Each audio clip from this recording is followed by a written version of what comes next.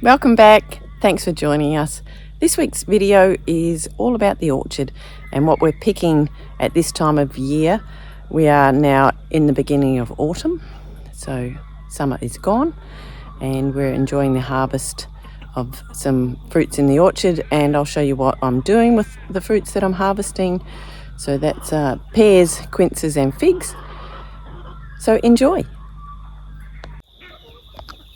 I'm out in the orchard, just fed the chooks, hello copper, and I'm just about to pick some pears.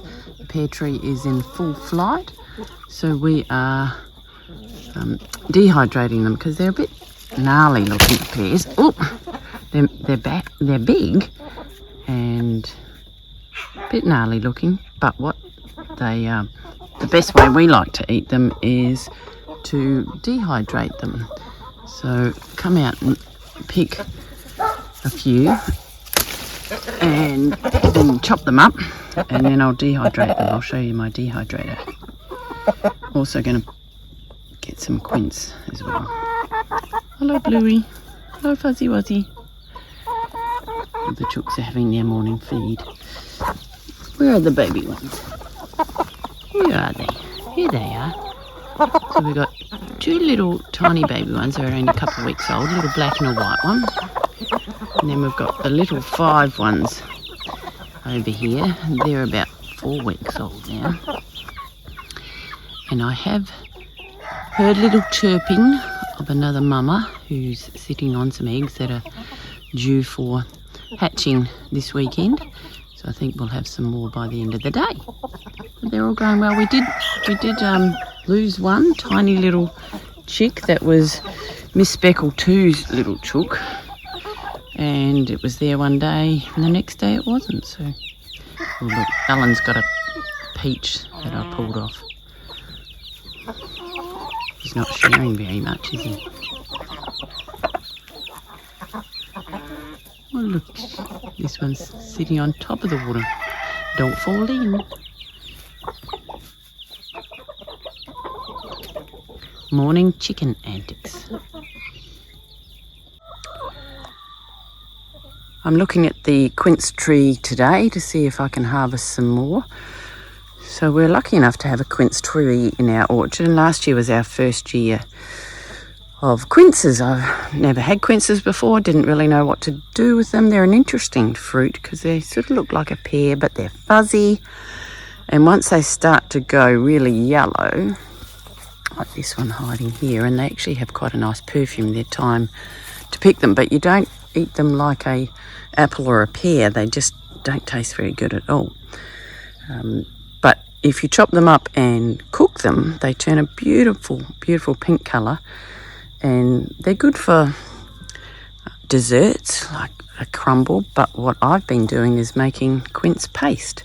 So I had a go last year and made them into blocks and then cut them up, but it's really hard to get them really firm. I've been doing them in the slow cooker.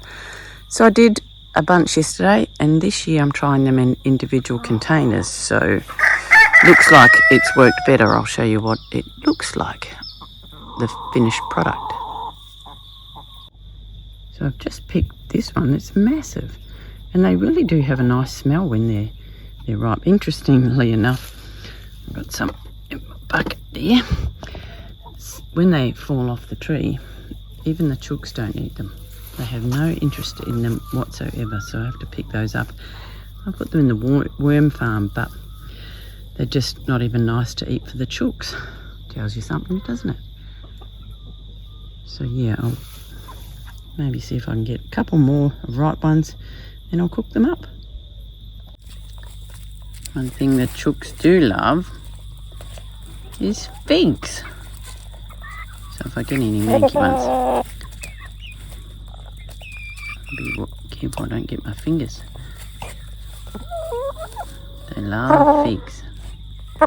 Hello Betty. So this is the picking from this morning. I'm going to have to go back in and empty my container, because what I'm also going to do, we've got one of our fig trees we've got 3 fig trees, and they're all very different, and the fruit looks different, but this smaller fig tree, when it gets ripe, it starts to split, So what I'm going to do with these, and I've started to do some already, is do some candied figs. So you cook them in syrup, sugar and water, and you cook them twice and you leave them for 12 hours and then eventually you dehydrate them. It takes about 3 days, so I'm in the process of doing that as well. We'll see how that comes out, but apparently they're really yummy to eat. So I'll go back in and try and get some more, because if I leave them, the chooks think they were all right too and they come and grab them, so we don't want to do that. These are the figs from the biggest fig tree, which is massive this year. It's out of the orchard and it's got stacks. It had lots on it last year, which is good. As I say, I don't know the name, but they look like the sort of the brown turkey inside, quite dark. But look, there's always someone around. What you got? None for you, Bluey. I always like it when I come in and pick, because they always know there'll be some leftovers. But we're just about to start, and we've just, I got picked 3 and a few yesterday, the second flush of this fig tree. We got about 6 weeks ago, we had a few figs, so that was the first flush, and I never knew that happened because the previous fig tree I had didn't do that, but the 2 big fig trees here do, so it's good. I love figs, and if you love figs, beauty. And yes, look, if I gave these to you, oh, bite out, look, I'm getting out of here. This is the second batch of candied figs. I'll show you the batch that's dehydrating at the moment. So this was from the lot I picked out of the orchard that you saw. So you pop them in a good pot, 3 cups of water. So there's about 1.2 kilos of figs, or around about 22 small figs. 3 cups of sugar, 3 cups of water, some lemon slices, a couple of cardamom pods, some whole cloves, and a cinnamon stick. And you cook those for an hour and a half, and then you let them sit for 12 hours. And then you cook them again. So I've done the second cook on these. Look at them. So they're very, got to be a bit careful. And they're really, really, really soft now. Oh, they smell so good. So this lot is now ready for the dehydrator. I'll let them sit until this evening. But we'll go and have a look at the ones that are in the dehydrator, and they've been there since last night. We'll have a look at, see what they look like. Alright, we're back down at the dehydrator, so I'll take the cover off. And we've got pears on the top shelf, they are ready, but these are the dry figs I put in last night. Ooh, looking good. That one's a bit squashy. I think the key is to get them when they're not quite right, but they are really, they smell so good. They're looking good, aren't they? That one's looking good. Starting to dry, but that's going to take at least another 12 hours to dry. We'll keep going with those, but these pears look like they're good. These ones can come out. The reason I've decided to do the pears like this, because last year we canned some pears, and to be honest, we've still got them in the cupboard. We haven't actually eaten them all, so we actually tend to like them dried this way.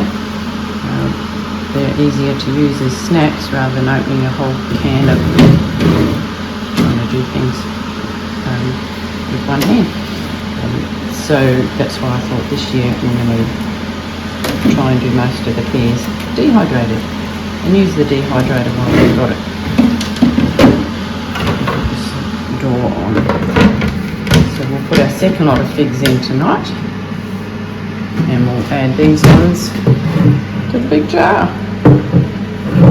I have got, I think, another 4 jars like this, so we'll be right for a little while for dried pears. So these are the pears I did yesterday coming out of the dehydrator. they're a lot smaller than when they go in. So these are the ones that are going to go in. Look like that, and then when they come out, they're like that. But they are yummy and chewy and so sweet. And so now we'll put the figs and some more pears in the tray. That lot took, I normally put them in at night, and by the morning they're ready, depending on how thick you cut them. Sometimes they need a couple more hours. Apparently these figs are going to take possibly 24 hours, so we'll see how they go. But I'm loving this Excalibur dehydrator. It's so good. I went in shares with it with some ladies from the food share, so that we all share it around when you want to use it. So I put the quinces, I just chopped them in quarters because they didn't all fit whole. I read a recipe to say put them in whole, but I've put them in the slow cooker overnight, so they've been in there for about 12 hours now, and you can see, ooh, steamy. A beautiful, beautiful pink colour they are, and they smell lovely. So what I'll do is I'll just get the pips out, and then I'll blitz them and put them into a puree. I'll strain them, and then they go back in the slow cooker with about 3/4 the weight in sugar, and cook them down for about 6 or 7 hours. And there's your quince paste until it's really thick, and then into the jars it goes. So yummy. So now I'm going to blitz all the quince. I've just taken all the little pips out because I just didn't think that they needed to be there. So I'll blitz this with the stick blender. You could use a food processor if you wanted, but I find a stick blender easy, so we'll do that. Alright, so that is the puree all done and gone through the sieve, and it's as smooth as I can get it. There's actually quite a big lot here, so I'm going to halve it, weigh it and halve it, and put the rest, half of it, in the freezer, because there's only so much quince paste you need. So if I have it ready, then I can make quince paste whenever I like during the year if I run out. I didn't run out last year. Depends on how many little packets I give away, and hopefully this year it will be a little bit more successful. So I've ended up with 2 lots of pulp. This one weighs 1.3 kilos, and this one is for the freezer. That's 1.1 kilos, so paste whenever I like. So I'll add about 3/4 of the weight of sugar, and we'll pop it in the slow cooker. So the paste has been in the slow cooker now for about nearly 10 hours with the lid off, just boiling away, reducing, and now it's a very dark colour and very jam-like. So time to pot them all up, and that's 2 lots of quince paste. That'll do us for a while.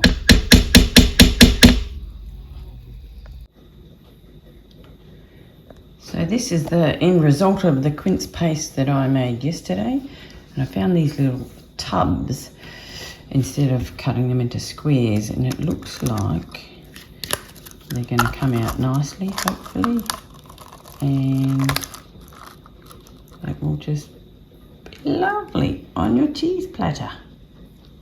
So pretty happy with that, and I'm going to make another batch. We'll end this video here, and as I said, we had a hen that was starting to hatch some eggs, and she's hatched 4 beautiful babies. 2 little yellow ones and 2 little black ones. So all these eggs have been from the caravan. So their dadders are light Sussex roosters, and the mamas are light Sussex, but a mix of different types of Sussex. Interesting how you get black ones in there. So well done, Mama. So until next time, we'll see you back on the farm. Thanks for joining.